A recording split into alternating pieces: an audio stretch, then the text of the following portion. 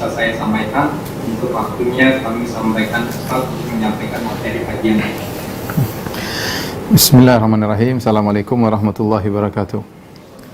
Alhamdulillahi ala ihsani wa syukru lahu ala taufiqihi wa amtinani wa asyhadu an la ilaha illallah wahdahu la syarika lahu ta'ziman li sya'ni wa asyhadu anna Muhammadan abduhu wa rasuluhu adda ila ridwani. Allahumma salli alaihi wa ala alihi wa ashabihi wa ikhwani. Para ikhwan, para akhwat, para jamaah Masjid Tarbiyah Cilandak yang dirahmati oleh Allah Subhanahu wa taala. Pada kesempatan ini kita akan melanjutkan bahasan kita peristiwa-peristiwa yang terjadi sebelum terjadinya perang Khandaq. Setelah terjadi perang Uhud di mana kaum muslimin mengalami banyak musibah, di mana banyak dari para sahabat yang meninggal dunia. Kemudian Nabi sallallahu alaihi wasallam juga terluka, ya. Sekitar 70 orang sahabat mati syahid. Maka ini memberikan dampak buruk bagi kondisi kaum muslimin. Mulailah musuh-musuh kaum muslimin yang tadinya takut, sekarang mulai hilang kegentaran mereka terhadap kaum muslimin. Mulailah mereka menampakkan permusuhan mereka, seperti orang Yahudi, seperti orang munafik, ya, yang tadinya mereka menyembunyikan permusuhan mereka, maka mereka mulai menampakkan permusuhan mereka karena mereka menganggap kaum muslimin lemah, ya, kalah dalam perang Uhud. Belum lagi 2 bulan, baru 2 bulan setelah perang Uhud, ya, maka kabilah-kabilah musyrikin yang ada di sekitar kota Madinah mulai siap untuk menyerang kota Madinah, ya. Dimulai dari kabilah Bani Asad ingin menyerang kota Madinah, yang kemudian juga Khalid bin Sufyan Al-Hudhali juga punya tujuan sama, mengumpulkan orang-orang untuk menyerang kota Madinah. Kemudian setelah itu kabilah-kabilah lain seperti kabilah Adl, Qarah, mereka juga menyebabkan meninggalnya sebagian sahabat. Kemudian juga perbuatan keji dari Amir bin Tufail, ya, yang kemudian menyebabkan 70 orang sahabat meninggal dari para Al-Qurra, ahli baca Quran. Dan kemudian juga kabilah Yahudi Banu Nadhir yang akhirnya membatalkan perjanjian damai, ya. Ini kejadian-kejadian yang berturut-turut yang terjadi sebelum terjadi perang Khandaq, ya. Kejadian yang pertama, peristiwa yang pertama adalah Sariyah Abu Salamah, ya. Sariyah adalah pasukan perang kecil yang dikirim oleh Nabi sallallahu alaihi wasallam untuk mengadakan penyerangan-penyerangan, tetapi Nabi tidak ikut serta dalam pasukan perang tersebut. Di antaranya Rasulullah SAW mengirim pasukan Sariyah yang dipimpin oleh Abu Salamah, suaminya Ummu Salamah, kepada Bani Asad. Kenapa sebabnya Nabi mengirim pasukan kepada Bani Asad? Karena ada 2 orang namanya Tulaihah dan Salamah, kedua putra dari Khuwailid. Mereka berdua, Tulaihah dan Salamah ini, memprovokasi kaumnya dari Bani Asad, ya, untuk menyerang Rasulullah sallallahu alaihi wasallam. Mereka melihat ini kesempatan emas, ya, karena kota Madinah sudah pernah diserang oleh orang Quraisy. Kesempatan kabilah-kabilah selain Quraisy, ini kabilah-kabilah selain Quraisy ingin menyerang kota Madinah karena Madinah dalam kondisi lemah. Ternyata rencana mereka ini didengar oleh Rasulullah sallallahu alaihi wasallam. Maka Rasulullah SAW memanggil Abu Salamah radhiyallahu taala anhu yang namanya Abdullah bin Abdul Asad Al-Makhzumi untuk memimpin pasukan menyerang mereka sebelum mereka menyerang. Yang kita tahu bahwasanya Abu Salamah dalam perang Uhud beliau terluka di adudihi, yaitu di lengan atas beliau, yang akhirnya membuat beliau harus berobat selama sebulan.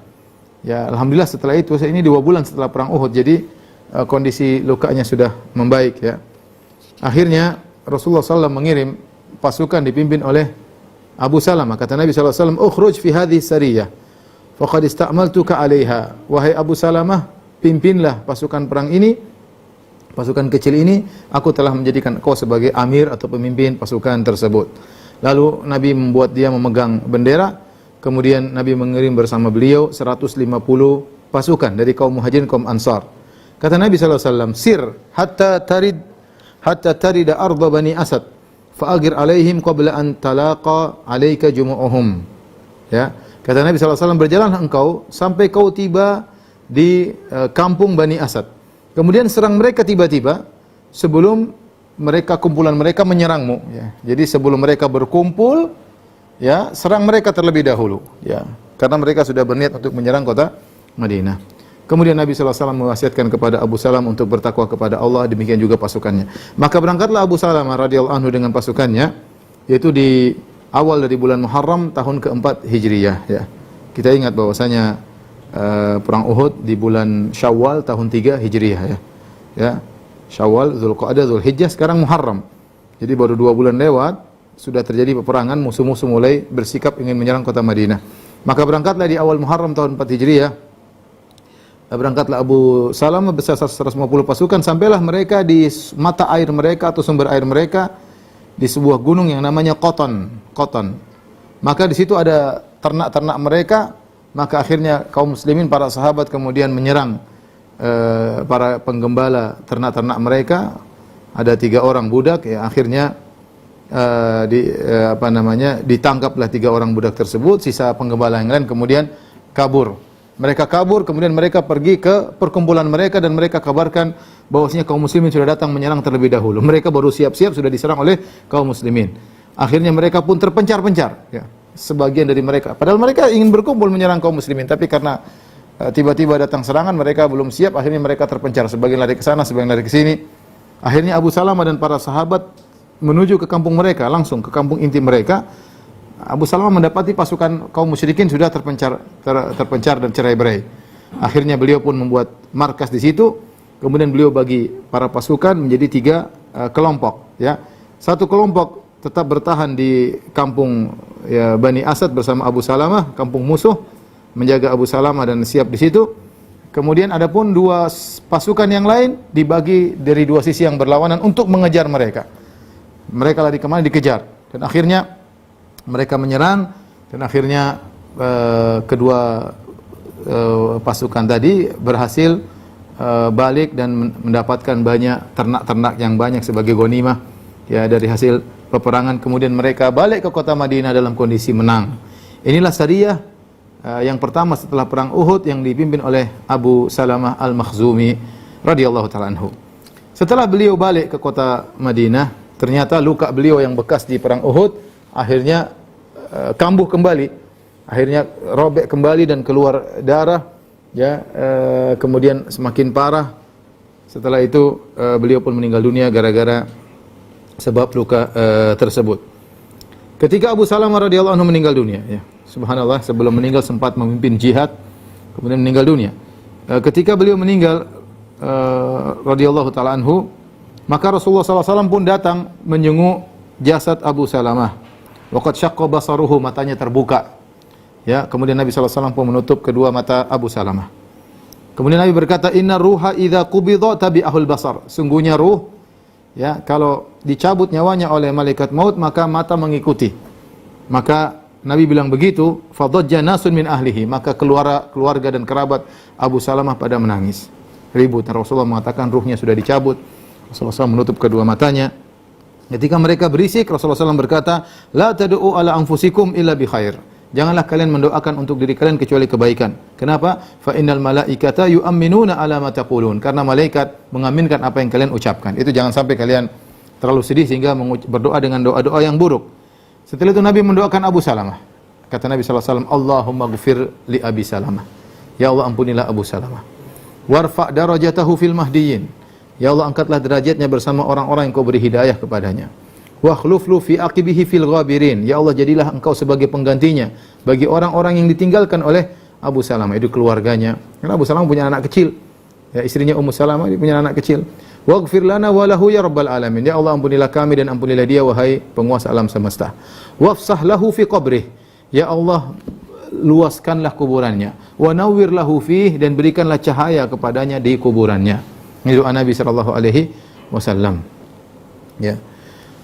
Ketika Abu Salamah meninggal dunia, ya, Ummu Salamah sangat mencintai Abu Salamah. Maka Ummu Salamah berkata, "Gharibun wa fi ardi ghurbatin." Suamiku asing, meninggal di negeri yang asing, ya, karena mereka dari kaum Muhajirin. Bani Makhzum tempat tinggalnya di kota Mekah. Sekarang meninggal di kota Madinah, ya. Mungkin tidak ada keluarga di situ, jarang keluarga. Kemudian meninggal di tempat yang jauh. Kata Ummu Salamah, "La abkiyannahu buka'an yutahaddatsu anhu." Aku akan menangisi suamiku dengan tangisan yang akan dibicarakan oleh orang-orang. Itu dia benar-benar akan menangisi Abu Salamah. Ya. Fa kuntu qad tahayyatu lil buka alaihi, dan aku sudah siap-siap untuk menangisi suamiku, ingin menangis selama. Id aqbalat imra'atu minas sa'id turidu an tus'idani. Tiba-tiba datang seorang wanita, ya, dari dari pinggiran kota Madinah, ingin membantuku sama-sama menangis. Dan biasa mereka saling membantu dalam bela sungkawa. Jadi satu nangis ikut menangis. Fastaqbalaha Rasulullah sallallahu alaihi wasallam. Rasulullah SAW mencegat wanita tersebut. Rasulullah SAW berkata, "Aturidina an tadkhili syaitan baitan akhrajahu Allahu minhu." Kau ingin memasukkan syaitan ke dalam rumah yang Allah sudah keluarkan syaitan dari rumah tersebut. Marratain, Rasulullah SAW bilang 2 kali. Kau ingin nangis, kalau kau nangis terus seperti ini, ya, maka syaitan akan Allah masukkan ke dalam rumah tersebut padahal Allah sudah mengeluarkannya. Fakafaftu anil buka falam abki. Kemudian kata Ummu Salamah, aku pun tidak jadi menangis, ya. Padahal dia begitu sayang kepada Abu Salamah karena tidak ingin dimanfaatkan oleh syaitan, ya, membuat dia kesedihan yang berlebihan.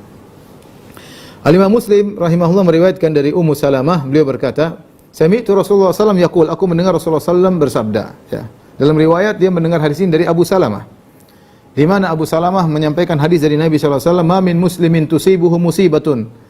Tidaklah seorang muslim ditiba dengan musibah, fa yaqulu inna lillahi wa inna ilaihi raji'un. Ya Allah, kami ini milik Allah dan kepada Allah kami akan kembali. Allahumma ajurni fi musibati. Dia berdoa kepada Allah, ya Allah, ujurni fi musibati. Berilah aku pahala pada musibah yang menimpaku ini. Wa akhlif li khairan minha, dan gantilah bagiku yang lebih baik daripada musibah yang menimpaku. Illa akhlafahu Allahu lahu khairan minha. Tidak ada seorang mukmin ketika ditimpa musibah baca doa ini, innallahi wa inna ilaihi raji'un. Allahumma ajurni fi musibati wa akhlif li khairan minha, kecuali Allah akan menggantikan yang lebih baik baginya. Ya, tatkala Abu Salamah radhiyallahu anhu meninggal dunia, maka Ummu Salamah berdoa, dia mengatakan innalillahi wa inna ilaihi raji'un. Kemudian dia berkata, Allahumma ajurni fi musibati. Ya Allah, berilah aku pahala terhadap musibah yang menimpaku, yaitu perginya seorang suami yang sangat dia cintai. Ya, kita pernah sampaikan bagaimana kisah perpisahan Ummu Salamah dengan Abu Salamah selama setahun. Kemudian dipertemukan. Setelah dipertemukan, akhirnya suaminya beberapa tahun kemudian meninggal dunia. Tentu ini perkara yang sangat menyedihkan. Jadi Ummu Salamah berdoa, Allahumma ajurni fi musibati. Ya Allah, berikan aku pahala pada musibahku ini. Ketika dia ingin melanjutkan lafal doa yang kedua, wa khluf li khairan minha, ya Allah, gantilah aku yang lebih baik daripada musibah yang menimpaku. Dia tidak ingin menyampaikan. Dia tidak ingin mengucapkan doa tersebut. Dia mengatakan, ayul muslimina khairun min Abi Salamah. Siapa yang lebih baik daripada suamiku Abu Salamah? Subhanallah. Bagaimana kisah pernikahan yang luar biasa sampai sang istri merasa tidak ada yang lebih baik daripada suaminya Abu Salamah. Sampai dia ingin mengatakan, berikanlah aku ganti yang lebih baik daripada Abu Salamah. Dia tidak mengucapin. Sampai dia tahan. Akhirnya karena ini sunnah Nabi SAW, akhirnya dia pun ucapkan. Dia mengatakan, wa khluf li khairan minhu. Ya Allah, gantilah aku yang lebih baik daripadanya. Ternyata yang menggantinya adalah Rasulullah SAW. Ya. Rasulullah SAW. Taib, inilah kisah perangan Abu Salamah yang akhirnya Abu Salamah radhiyallahu anhu pun meninggal dunia. Kemudian pasukan perang yang kedua, ya, dikirim oleh Nabi SAW, dipimpin oleh Abdullah bin Unais radhiyallahu anhu untuk membunuh Khalid bin Sufyan al-Hudhali. Khalid bin Sufyan al-Hudhali. Sudah kita sebutkan Khalid bin Sufyan tadi, dia juga punya rencana mengumpulkan kaumnya untuk menyerang Nabi kota Madinah, untuk menyerang kota Madinah. Ya, yaitu pada tanggal 5 Muharram, jadi berdekatan. Tanggal 5 Muharram tahun keempat Hijriyah, Rasulullah SAW mengutus Abdullah bin Unais untuk membunuh Khalid bin Sufyan al-Hudhali. Ya, dalam Musnad Imam Ahmad dengan sanad yang hasan, Abdullah bin Unais berkata, da'ani Rasulullah SAW, Rasulullah SAW memanggilku. Faqala, innahu qad balagani anna Khalid bin Sufyan bin Nubay al-Hudhali yajma'u liyan nasa liyaghzuni wa huwa bi'uranah fa'tihi faqtulhu. Kata Nabi, telah sampai kabar kepadaku bahwasanya Khalid bin Sufyan al-Nubay al-Hudhali telah mengumpulkan orang-orang untuk menyerangku, dan sekarang dia sedang berada di Uranah. Uranah itu di daerah dekat Arafat, ya, dekat Masjid Namirah, itu daerah Uranah di sana. Fa'tihi faqtulhu, maka datangilah dia dan bunuhlah Khalid bin Sufyan al-Hudhali ini, ya, karena dia sudah berencana untuk menyerang kota Madinah. Maka kata Abdullah bin Unais, ya Rasulullah, in athu li hatta a'rifahu. Ya Rasulullah, sebutkanlah ciri-cirinya Khalid ini agar saya kenal dia, enggak pernah ketemu, ya. Orangnya bagaimana Khalid bin Sufyan al-Hudhali ini? Kata Nabi SAW, idza ra'aitahu wajadta lahu iksya'riratan. Kalau kau lihat dia, wahai Abdullah bin Unais, kau akan gentar lihat dia, orangnya mengerikan. Orangnya mengerikan. Dalam riwayat yang lain Rasulullah SAW berkata, "Idza ra'aitahu hibtahu." Kalau kau lihat dia, kau akan takut melihat dia. Wa faraqta minhu, kau akan gentar melihatnya. Dan wa dzakarta syaitan, kau akan ingat syaitan kalau lihat dia. Ini musuh yang mengerikan ya. Maka Abdullah bin Unais pun keluar, ya. Dia sendirian berangkat, ya. Sendirian. Kemudian membawa pedangnya, hatta waqa'tu alaihi, ya. Kemudian wa huwa bi Uranah. Tiba-tiba dia sampai di Uranah, berjalan jauh dari Madinah ke Uranah ya 450 kilo jauh. Sampailah di sana, ternyata Khalid bin Sufyan Al-Hudzaili sedang bersama beberapa orang-orang wanita-wanita ya, yang dia sedang menyiapkan tempat tinggal untuk wanita-wanita tersebut. Ketika itu di waktu asar. Sudah masuk waktu salat asar. Falamma ra'aituhu wajadtu ma wasafa li Rasulullah sallallahu alaihi wasallam min al-iksya'rirah. Ketika aku lihat dia, ternyata benar seperti yang digambarkan oleh Nabi sallallahu alaihi wasallam. Aku gentar melihat dia. Orang ini mengerikan. Fa aqbaltu nahwahu, aku pun berjalan menuju dia. Wa khashitu an yakuna baini wa bainahu muhawalatun tashghalini anis salat. Sebelum aku menyerang dia, aku khawatir nanti ini perkaranya panjang sementara saya belum salat asar. Akhirnya fa shallaitu wa ana amshi nahwahu. Saya pun belum sambil berjalan menuju saya salat asar. Bagaimana caranya? Umi'u bi ra'sihi ruku' wa sujud. Aku sambil mengisyaratkan dengan kepalaku ruku' dan sujud. Kenapa? Subhanallah, bagaimana sahabat ini mikir salat. Dia khawatir kalau sudah bertempur lawan orang ini nanti permasalahan panjang sehingga salat asar bisa lewat. Supaya dia sudah selesai, ya dia salat asar dulu, tapi sudah terlanjur lihat orang itu, bagaimana caranya? Akhirnya dia salat asar sambil berjalan. Kata dia, fa aqbaltu fa shallaitu ana amshi nahwahu. Aku salat sambil berjalan menuju dia. Umi bi ra'si ar-ruku' was sujud. Aku hanya ruku' dan sujud dengan isyarat. Sambil berjalan dengan menundukkan kepala sedikit. Kemudian berjalan menuju kepada dia. Ya, falamma intahaitu ilaihi, begitu selesai salat tiba di depan. Jadi salatnya sambil jalan. Tatkala aku sudah tiba di depan dia, maka orang itu bertanya, Khalid bin Sufyan Al-Hudzaili bertanya, "Manir rajul?" Siapa? Qultu rajulun minal Arab. Aku dari Arab. Sami abika wa bi jam'ika li hadzal rajul. Saya dengar kau kumpulin orang-orang untuk menyerang si Muhammad. Benar. Faja'aka li hadza, maka aku datang untuk ini. Untuk urusan ini, saya dengar kau sedang kumpulin orang-orang untuk menyerang Muhammad, maka saya datang untuk urusan ini. Qala ajal, ana fi dzalik. Benar-benar saya sedang kumpulin orang-orang untuk menyerang Muhammad. Jadi Abdullah bin Unais mengesankan seakan-akan dia ingin gabung sama Khalid bin Sufyan Al-Hudzaili. Famasyaitu ma'ahu syai'an, aku pun berjalan sama dia sebentar. Hatta idza amkanani, ketika pas kondisi yang tepat, hamaltu alaihi sayf hatta qataltuhu. Kemudian aku pun cabut pedangku dan aku pun menikam dia dan dia pun tewas ketika itu. Tsumma kharajtu, aku segera pergi, wa taraktu dha'ainahu mukibbatin alaihi, dan aku biarkan wanita-wanita yang bersama dia pun menangisi dia dalam kondisi dia berlumuran darah. Kemudian saya pun pulang ke kota Madinah.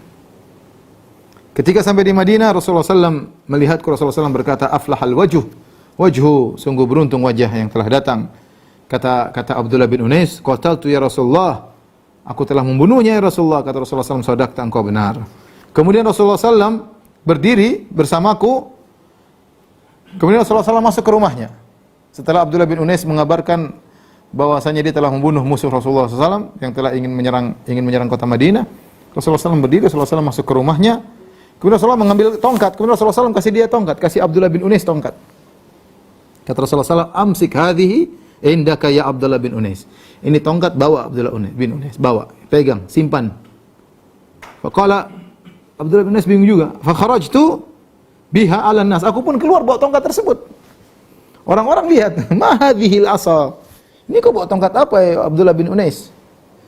Qultu a'taniha Rasulullah sallallahu alaihi wasallam wa amarini an umsikaha. Ini tongkat yang kasih Nabi sallallahu alaihi wasallam. Nabi suruh saya jaga tongkat ini. Qalu awala tarji'u ila Rasulillah fatas'alahu an dzalik. Kenapa kau tidak balik kepada Nabi tanya, kenapa ya Rasulullah kau kasih saya tongkat ini? Apa gerangan? Ada apa gerangan? Qala faraja'tu ila Rasulullah. Kata Abdullah bin Unais, saya pun balik ketemu Nabi sallallahu alaihi wasallam. Aku berkata, ya Rasulullah, kenapa kau kasih tongkat ini kepadaku? Kata Rasulullah SAW, ayatun baini wa bainaka yaumal qiyamah. Ini tongkat sebagai tanda antara aku dengan kamu pada hari kiamat kelak. Ya, pada hari kiamat kelak. Ya. Maka Abdullah bin Unais membawa tongkatnya, dia gandengan dengan pedangnya. Tongkat tersebut selalu bersama dia sampai ketika dia meninggal dunia, ya. Maka dia tongkat tersebut, ya, karena ini pesan Nabi sallallahu alaihi wasallam, maka tongkat tersebut dimasukkan ke dalam kain kafannya, kemudian dia dan tongkatnya dikuburkan bersamaan. Inilah kisah Abdullah bin Unais radhiyallahu taala anhu, ya.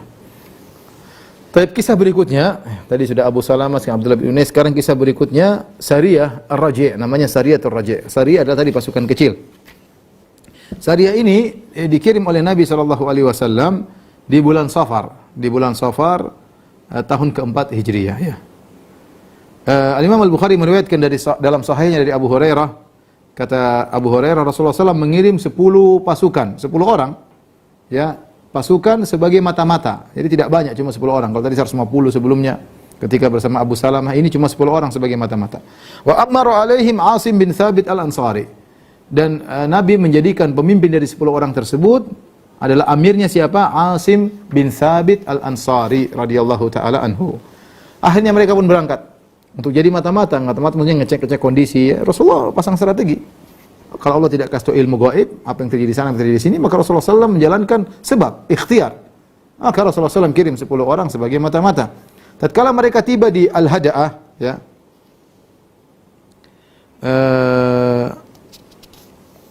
yaitu antara Usfan dengan Mekah, dzukiru li hayyin min Hudzail. Tiba-tiba ada yang tahu, ya, maka kondisi mereka ini diceritakan kepada Banu Lahyan.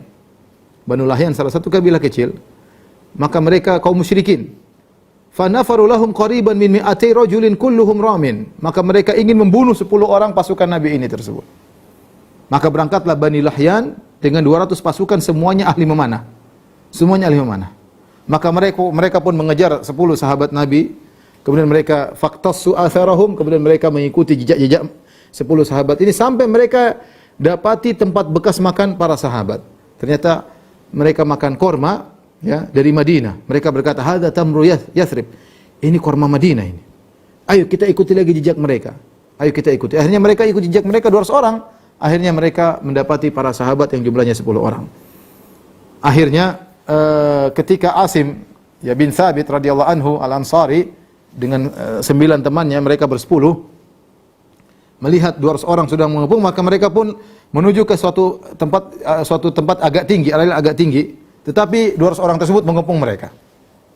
Akhirnya mereka berkata, inzilu wa atuna bi aidikum. Turun kalian dan serahkan diri kalian. Walakumul ahdu wal mitha. Kami akan beri perjanjian kalian, la naqtulu minkum ahadan, kami tidak akan membunuh seorang pun dari kalian. Turun sini.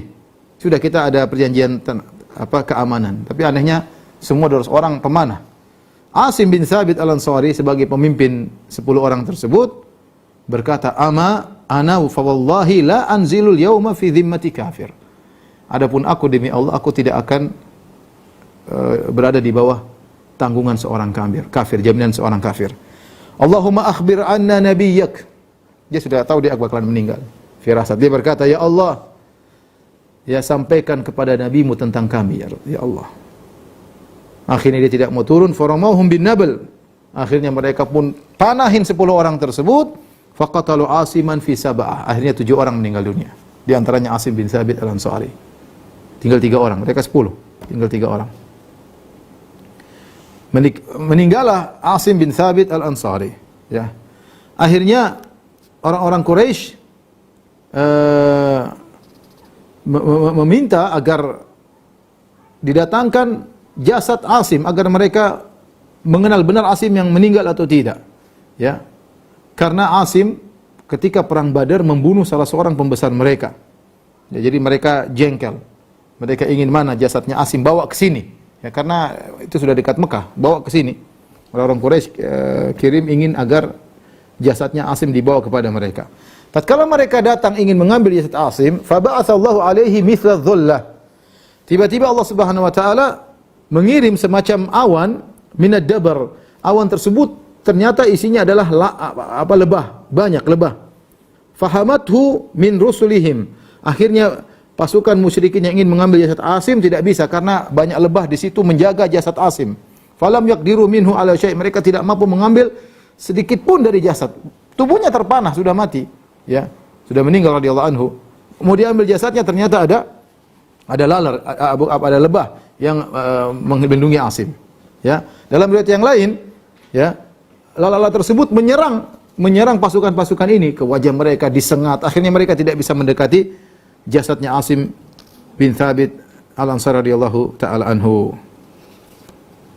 Kenapa mereka ingin mengambil jasad Asim? Karena Bani Hudzail atau Bani Lahyan ini mereka ingin menjual jasad Asim, tengkoraknya kepada Sulafah binti Sa'ad.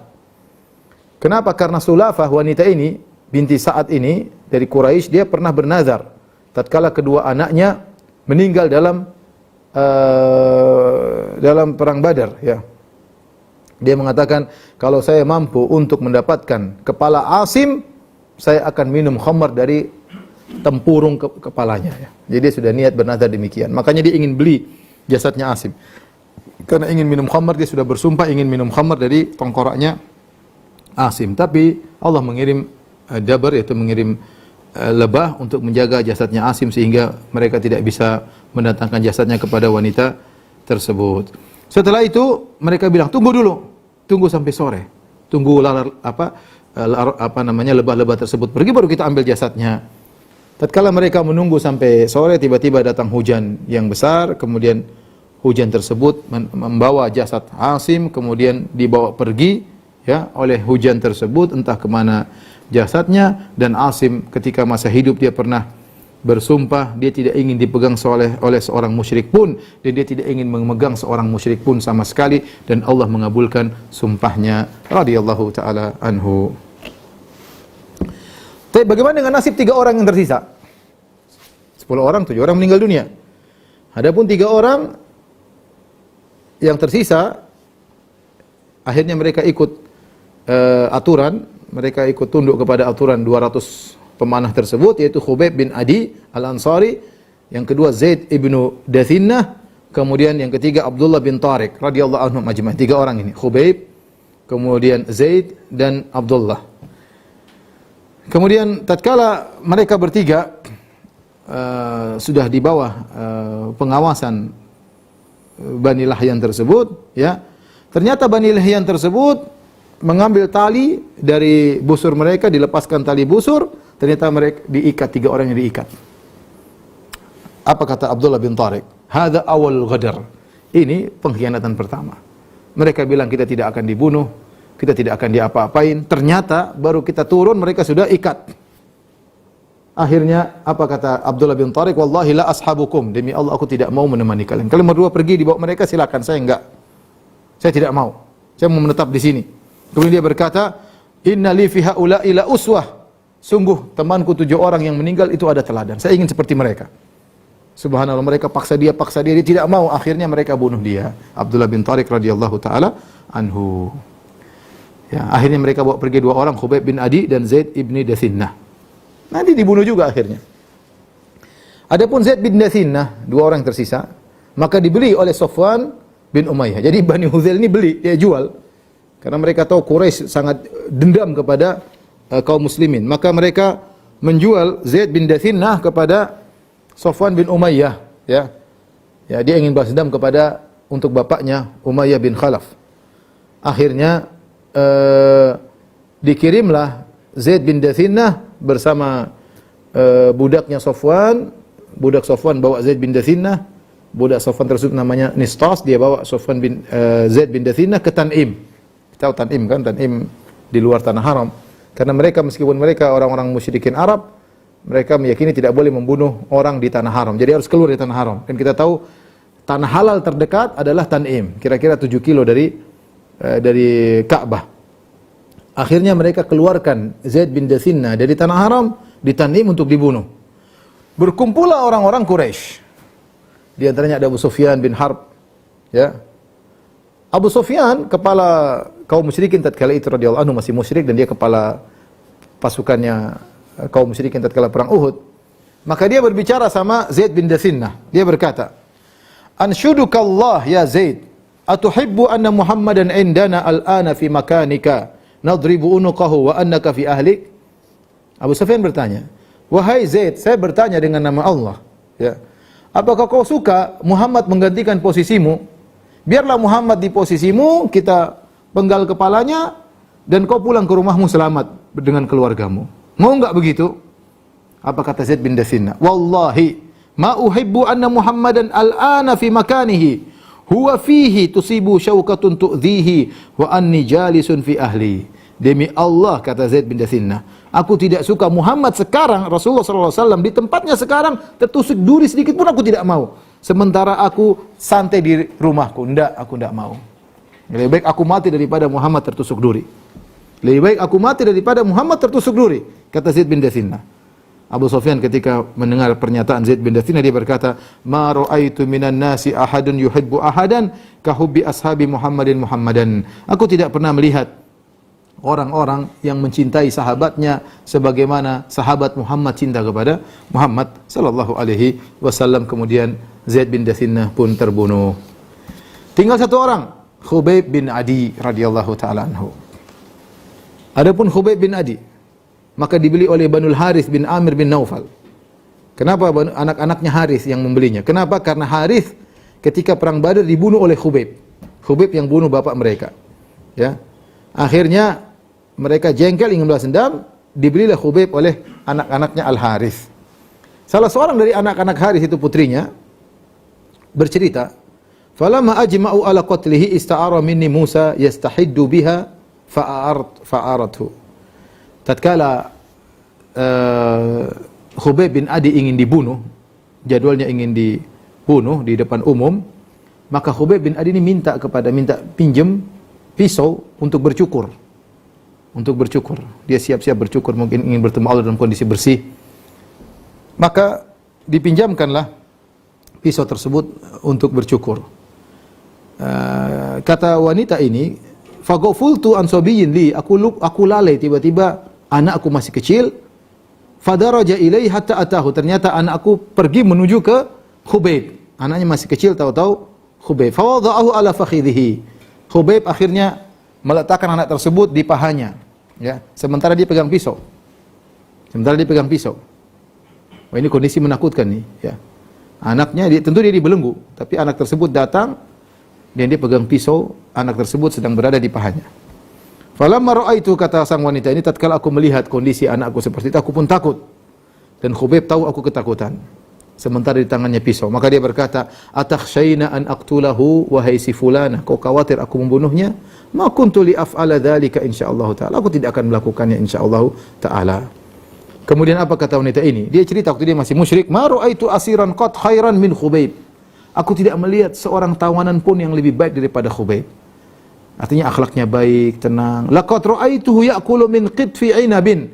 Ini wali-wali Allah, sahabat. Aku melihat dia sedang dalam tawanan, dia memakan setangkai anggur dia makan. Wa ma bi Makkah yauma idzin thamara. Padahal hari itu, ketika itu tidak ada satu butir buah pun yang ada di kota Makkah. Ternyata dia makan sekumpulan anggur. Wa innahu lamuthaqun fil hadid, sementara dia diikat dengan besi. Wa ma kana illa rizqan razaqahu Allah iyyah. Ini semua tidak lain kecuali rezeki yang Allah berikan kepadanya. Ini antara karamah para wali-wali Allah Subhanahu wa taala. Akhirnya tiba jadwalnya, mereka pun bawa dia keluar dari tanah haram, dibawa ke Tan'im, ya, tanah halal terdekat. Kemudian orang-orang semua nonton. Anak-anak, orang tua, budak-budak, wanita-wanita, penduduk Mekah semua nonton. Mereka ini saatnya balas dendam. Ini orang yang pernah menyerang kita dalam perang Badar, ya. Mereka nonton semuanya. Tidak seorang pun yang tertinggal untuk menonton bagaimana dibunuhnya Khubayb bin Adi. Tatkala mereka sudah siap untuk menyalibnya, ya, Khubayb minta izin. Kata Khubayb, da'uni usalli rak'ataini. Izinkan aku salat 2 rakaat saja. Fataraku, mereka biarkan dia salat. Faraka rak'ataini atahumma wa ahsanahuma min ghairi an yutawwila fihima. Beliau salat 2 rakaat dengan tenang tapi tidak panjang-panjang. Setelah itu dia balik, setelah salat dia balik menghadap mereka, dia berkata, "Ama wallahi laula an tadhunnu anni innama tawwaltu jaza'an minal maut lazittu." Ya. Kalau tidak kalian tuduh aku penakut, aku akan salat lama-lama. tapi aku tidak mau dikatakan aku takut kepada kalian. Jadi aku salat pun secukupnya. Ya. Dan inilah sunnah yang dikerjakan oleh Khubayb dan diikuti oleh orang-orang setelah itu. Siapa yang ditangkap ingin dibunuh, maka mereka minta izin salat 2 rakaat sebelum bertemu dengan Allah Subhanahu wa taala. Kemudian dia berdoa, Allahumma ahsihim adada. Ya Allah, ya binasakanlah mereka, waqtulhum badada, ya bunuhlah mereka, wala tughadir minhum ahada, dan jangan biarkan seorang pun lolos dari mereka. Kemudian Khubayb sebelum dibunuh dia pun membuat syair, dia berkata, falastu ubali hina uqtalu musliman, aku tidak peduli, yang penting aku dibunuh dalam kondisi Islam. Ala ayyi jambin kana fillahi masra'i, aku tidak peduli di mana aku akan jatuh, ya meninggalku, yang penting di jalan Allah Subhanahu wa taala. Wa dzalika fi dzatil ilahi wa in yasha, dan itu semua karena aku berjuang di jalan Allah Subhanahu wa taala, dan jika Allah berkehendak, yubarik ala awsali shilwin mumazza'i, Allah akan berkahi tubuhku yang akan dipotong-potong oleh mereka. Maka akhirnya beliau pun dibunuh radhiyallahu taala anhu. Baik, kita akan bacakan atau kisah terakhir, ya, kejadian menyedihkan, kisah Bi'r Ma'unah, ya, atau Sariyatul Qurra. Sariyatul Qurra yaitu sekumpulan sahabat 70 orang yang semuanya ahli baca Quran, murid-murid khusus Nabi sallallahu alaihi wasallam. Pada bulan Safar tahun 4 Hijriah, ya, sebagaimana datang dalam hadis Anas bin Malik radhiyallahu anhu dalam Sahih Bukhari, bahwasanya ada sekelompok suku, yaitu suku Ri'al, suku Zakwan, suku Usayyah, dan suku Lihyan, 4 suku. Mereka minta tolong kepada Nabi, suku-suku kecil, Ri'al, Zakwan, Usayyah, dan Lihyan, Bani Lihyan. Mereka minta tolong kepada Nabi untuk mengirim pasukan untuk melawan musuh mereka.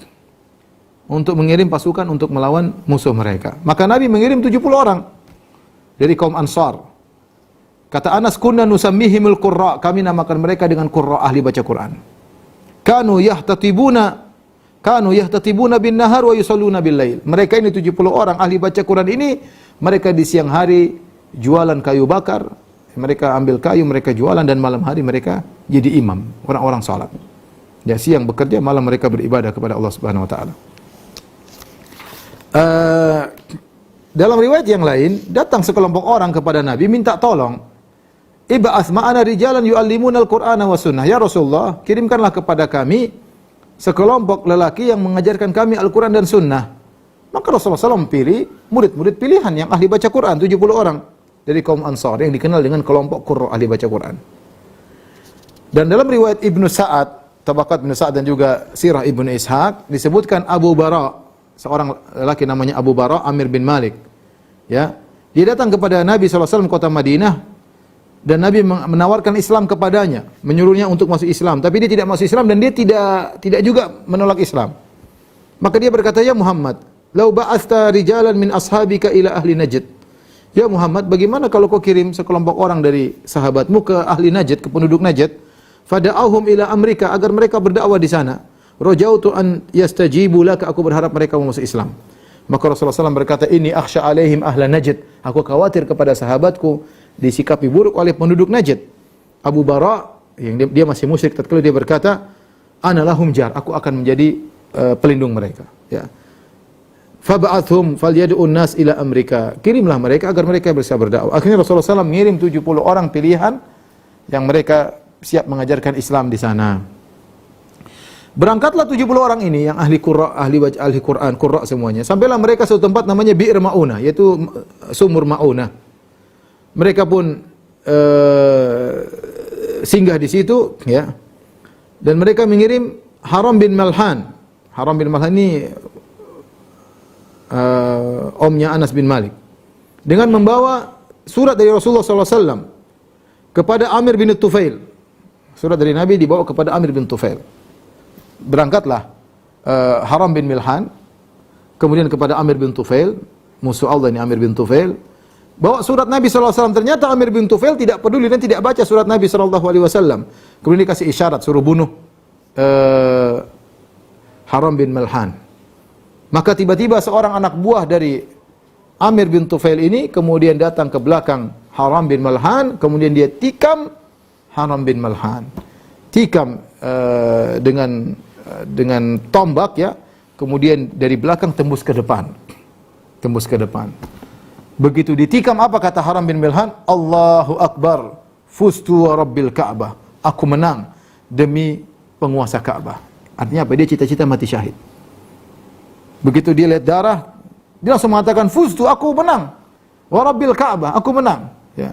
Maka dia pun mengambil darah tersebut, kemudian dia usapkan ke wajahnya, kemudian dia meninggal dunia.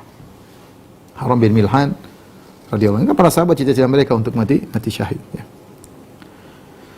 Kemudian Amir bin Tufail, ya, dia pun memanggil Bani Amir, ya, untuk menyerang 70 orang sisanya. Ya. Tetapi mereka tidak mau, Bani Amir tidak mau. Mereka mengatakan kami tidak akan melanggar jaminan yang dipasang oleh Abu Bara. Tadi Abu Bara yang manggil 70 orang, dia jamin mereka tidak akan diganggu. Dan Bani Amir tidak ingin melanggar perjanjian tersebut. Ya. Akhirnya Amir bin Tufail kemudian minta kepada kabilah-kabilah yang lain untuk membunuh dari Ri'il, Dzakwan dan Usayyah. Tiga ini, Ri'il, Dzakwan dan Usayyah. Ya, maka mereka pun nurut kepada Amir bin Tufail. Akhirnya mereka pun datang pasukan, kemudian mereka mengepung para sahabat Nabi SAW 70 orang. Para sahabat berkata, "Ama ma'i wallahi ma iyyakum aradna." Kami tidak ingin bertempur dengan kalian. Wa nahnu mujtazuna fi hajatin li Nabi sallallahu alaihi wasallam. Kami ini ke sini ada keperluan urusan dari Nabi sallallahu alaihi wasallam. Fa abau mereka tidak mau, harus berperang. Akhirnya para sahabat terpaksa ya, dengan persenjataan yang seadanya mencabut pedang-pedang mereka, berperang. Akhirnya semuanya terbunuh 70 orang. Mati syahid seluruhnya.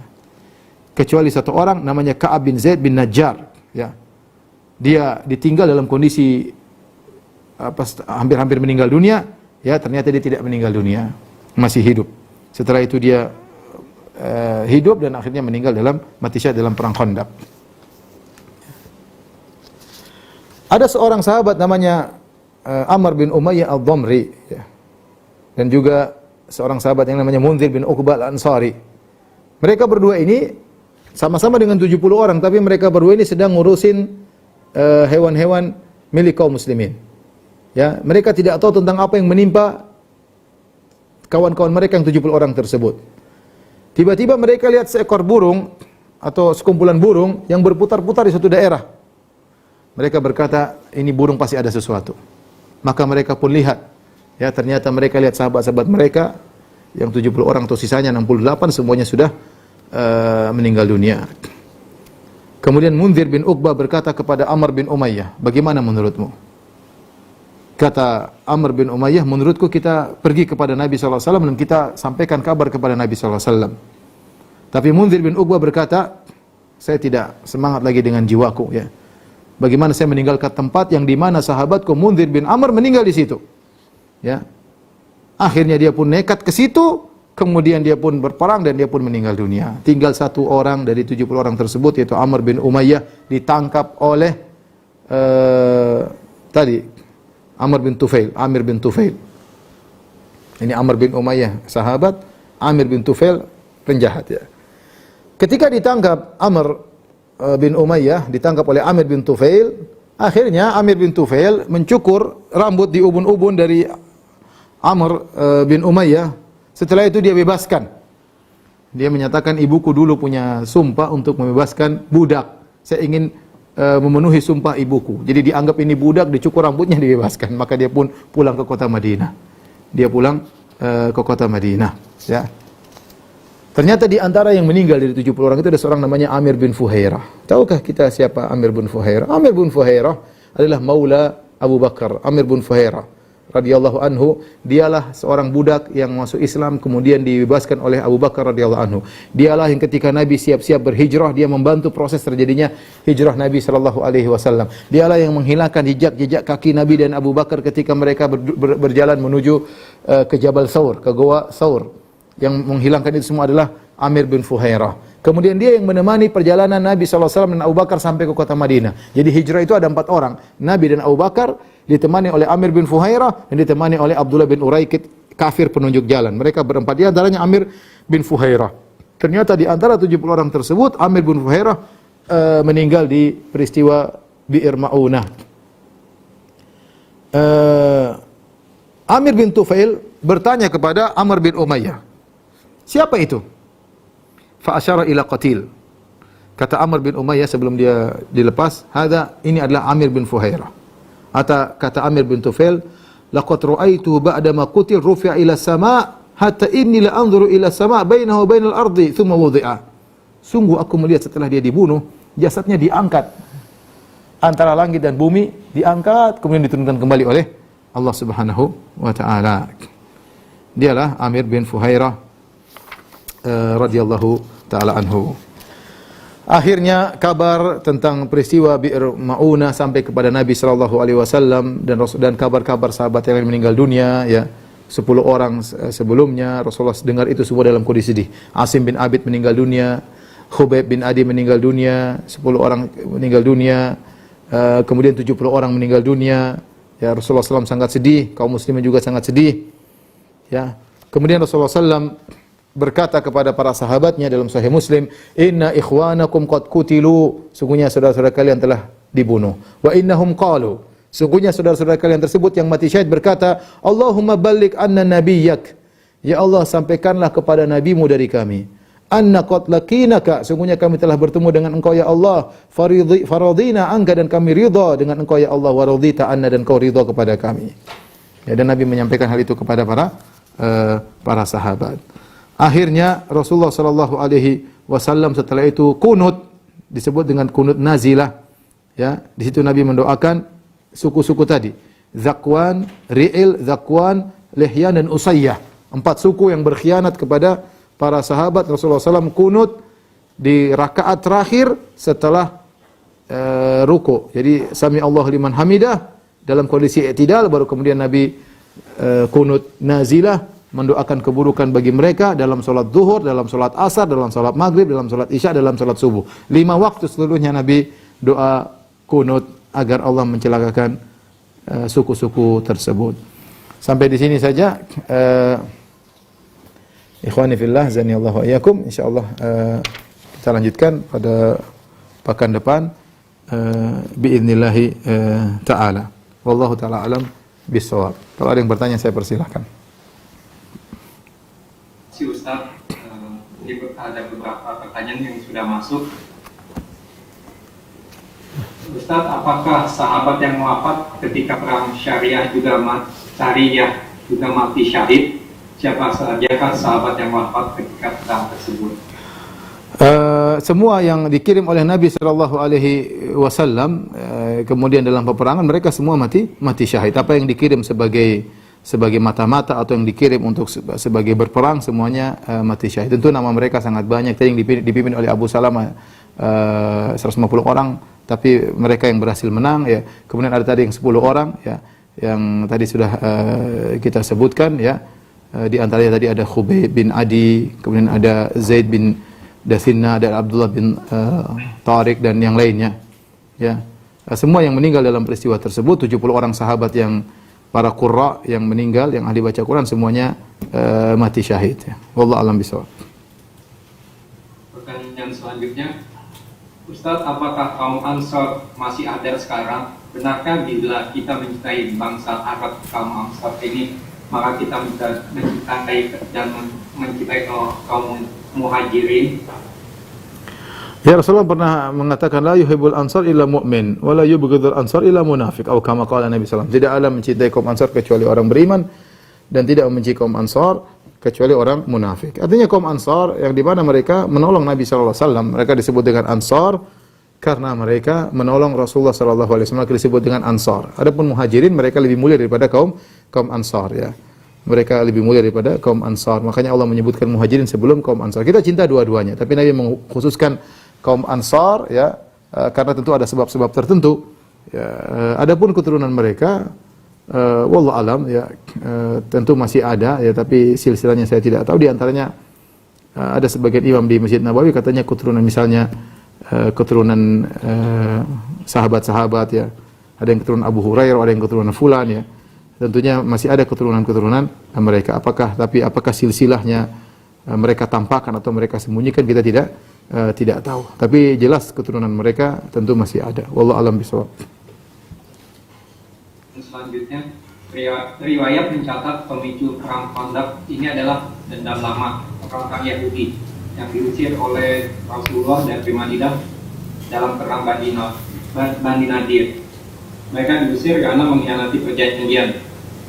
Maka para tokoh Yahudi dan kafir ini mereka berjanji akan memerangi kaum muslimin. Apakah ini yang menjadikan mereka kaum Yahudi dan kaum kafir ini untuk memerangi kaum muslimin sampai saat ini? Adapun kisah Bani Nadir, insyaallah pertemuan berikut kita akan bahas tentang pengusiran Bani Nadir, ya. Adapun peristiwa perang Khandaq, benar mereka berkhianat, ya, kita ceritakan bagaimana akhirnya mereka dibunuh ratusan orang karena mereka melakukan kesalahan besar. Seandainya Rasulullah salah strategi, mungkin kaum muslimin semuanya sudah habis dibunuh oleh 10.000 pasukan. Sehingga Rasulullah SAW akhirnya membunuh mereka setelah orang-orang musyrik kalah, kabur, maka Rasulullah menyerang mereka dan ratusan orang terbunuh. Tapi apakah itu sebab mereka balas dendam atau sekedar sebab yang dibuat-buat, ya? Saya rasa memang mereka dari awalnya sudah tidak suka dengan selain Yahudi. Orang Yahudi mereka fanatik kepada golongan dan mereka tidak akan beriman kepada nabi yang bukan dari Yahudi. Adapun mencari-cari dalih dan alasan, ya, maka dalih mereka atau alasan mereka juga tidak benar. Bayangkan, nanti akan kita cerita dalam perang Khandaq bagaimana mengkhianatan mereka sehingga apa yang mereka jadikan dalih tersebut tidak bisa dijadikan dalil. Wallahu a'lam bishawab. Sampai waktunya nanti insyaallah kita akan bahas tentang perang Khandaq. Pertanyaan selanjutnya, apa hukumnya orang yang telah melakukan talak ketiga kepada istrinya, talak tiga kepada istrinya, namun kondisinya dia tidak mengetahui apa itu talak? Apakah talak tetap terjadi walaupun orang ini tidak mengetahui hukumnya? Dan setelah orang ini mengetahui hukumnya, apakah yang harus ia lakukan? Bisakah orang ini rujuk lagi dengan istrinya?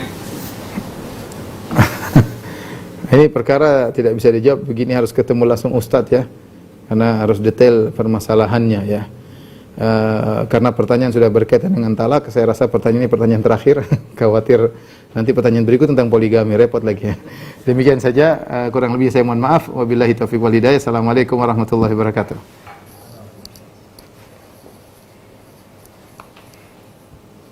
Alhamdulillah kajian telah selesai. Kami sedangkan